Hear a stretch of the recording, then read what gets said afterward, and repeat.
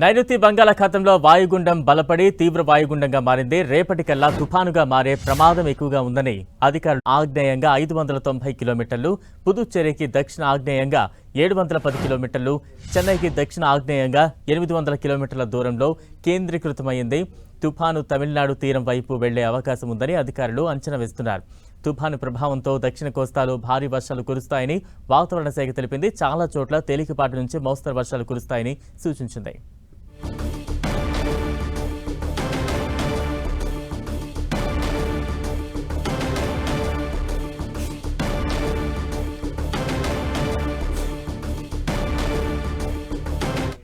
నైరుతి బంగాళాఖాతంలో వాయుగుండం బలపడి తీవ్ర వాయుగుండంగా మారింది. రేపటికల్లా తుఫానుగా మారే ప్రమాదం ఉందని అధికారులు తెలిపారు.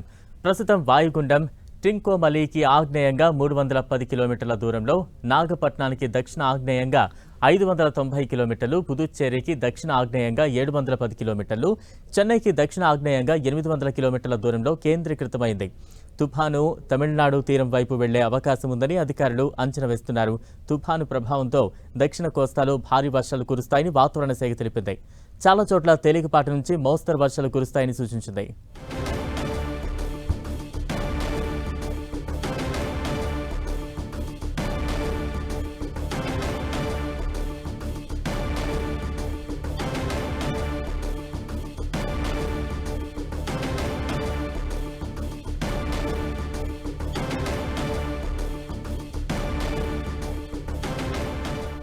నైరుతి బంగాళాఖాతంలో తీవ్ర వాయుగుండం ఏర్పడింది.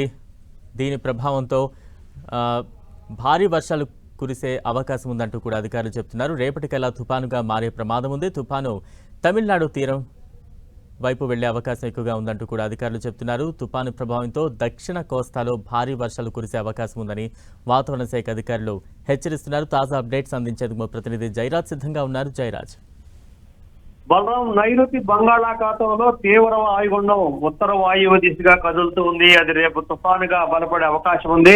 ఆ తర్వాత 2 రోజుల్లో ఉత్తర వాయువ్య దిశగా కదులుతూ శ్రీలంక తీరాన్ని దాటి తమిళనాడు తీరం వైపు వెళ్లే అవకాశం ఉంది. దీని ప్రభావం వల్ల బుధవారం నాడు కోస్తా, రాయలసీమ జిల్లాల్లో కొన్ని ప్రాంతాల్లో భారీ వర్షాలు పడే అవకాశం ఉంది. అదేవిధంగా గురు, శుక్ర, శనివారాల్లో కోస్తా, రాయలసీమ ప్రాంతాల్లో భారీ నుంచి అతి భారీ వర్షాలు పడేటటువంటి అవకాశం ఉంది. తేలికపాటి నుంచి ఒక మోస్తరు వర్షాలు కొన్ని ప్రాంతాల్లో పడే అవకాశం ఉన్నట్లుగా